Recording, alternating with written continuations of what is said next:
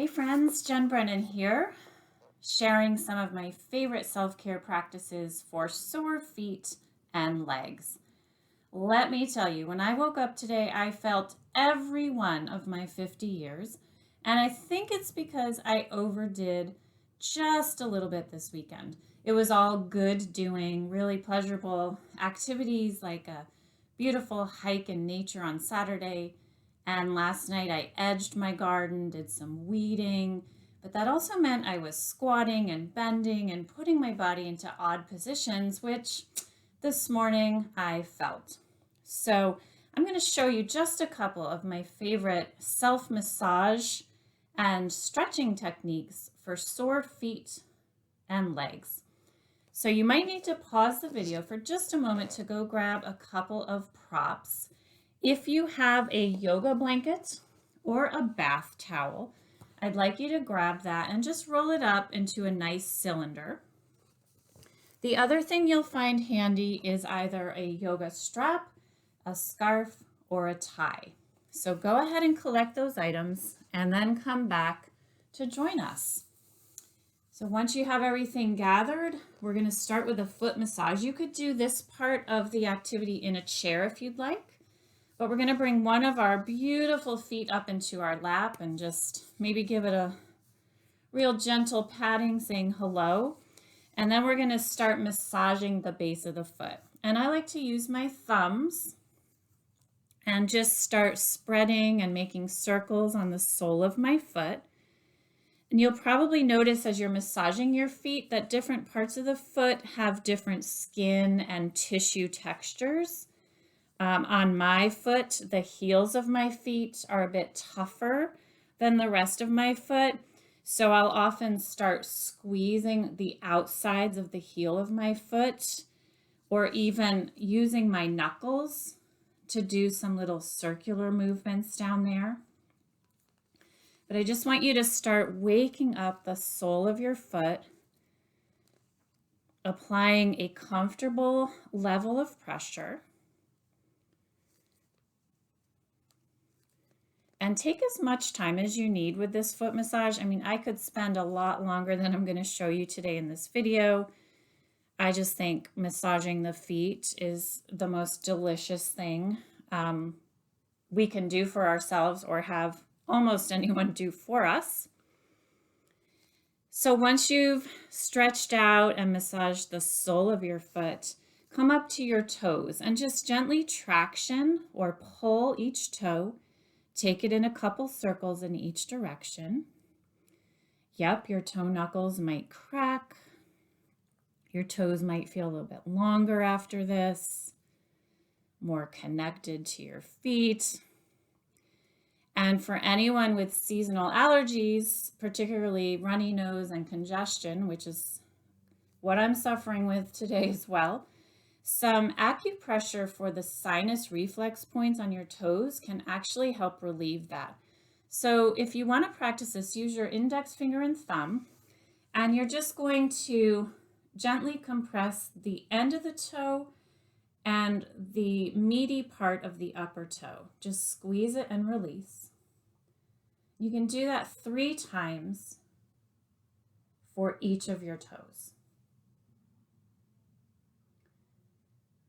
After you've completed this sinus acupressure technique, we're going to do a little bit of toe spreading.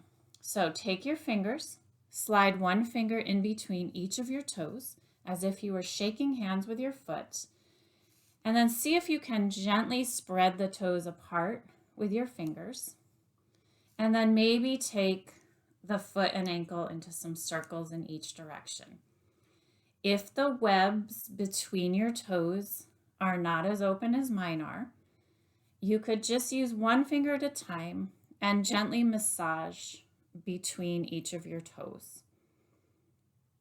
After you've completed the toe spreading and stretching, bring that foot to the floor or to the base of your chair if you're in a chair. And I'll lift my foot a little bit so you can see what we're doing. We're just going to massage the top of the foot. So making some nice long strokes from ankle to toes, and then spreading the connective tissue and skin from left to right. So after you finish massaging one foot, I invite you to stand up in both your feet and just notice what feels different in the foot you just massaged versus the other foot. What do you notice in that leg versus the leg of the foot that hasn't been massaged? Can pretty much guarantee you're going to feel a little more grounded, more connected to the earth in the foot that you just massaged. So after you've massaged both feet, we're going to move on to my second favorite self-care technique for sore legs. And I've heard this called the calf smasher. I don't really like that language. I like to think of this as the calf gentle compressor. So you're going to come to kneeling on your floor. I've padded my space with a yoga mat and a folded blanket. Going to bring your blanket or towel roll to rest atop your calf muscles as close to the backs of your thighs and knees as you can get it. And then go ahead and sit your body weight down on that blanket roll. So you're going to feel some sinking of your body into the blanket roll into your legs. You'll probably feel tight spots, tender spots, spots in need of your compassion and love. As best you can, I invite you to just hang out here in stillness, taking a few full breaths, letting the weight of your body begin to release restriction in your muscles. And as I do this, I feel that release in my calf muscles and in my hamstring muscles, the muscles on the backs of the thighs. So as you settle into this, if it feels okay, you might also explore some gentle swaying of your body weight from side to side. Super gentle, super slow, just listening to the body. Okay, again, take as much time as you need with this. We're going to lift our hips away from our heels and just slide the blanket roll down our lower legs an inch or two to the space just above the Achilles tendons, not across the Achilles tendons, just above. And then we'll come to bare body weight in this space, taking those few full breaths, swaying gently from side to side. Just noticing and observing, inviting release and softness. And when you feel complete with this practice, go ahead and come up off of your blanket roll. We're going to come down to lay on our backs with our knees bent and our feet flat on the floor. We're going to grab our strap or scarf. And we'll just wrap the strap around the sole of one of our feet and straighten that leg slowly up toward the ceiling. Try not to lock out your knee. Also, don't death grip your strap. So just hold the strap tightly enough where your foot and leg are supported, but not so tightly that your hands and arms are really gripping. Okay? Take a few breaths here. Think of extending your heel up toward the ceiling. And just notice where you feel that opening or stretch.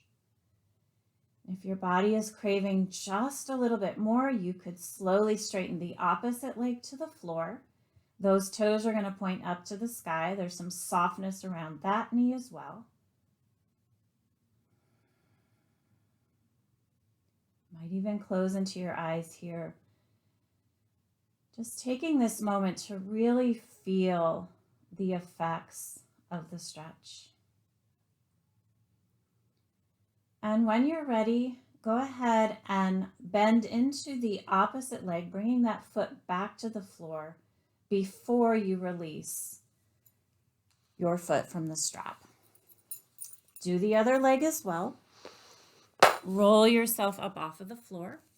Take your time coming up to your feet and just notice how it feels to stand back upright, rooted to the earth in your newly massaged legs and feet. Have a beautiful day. Namaste.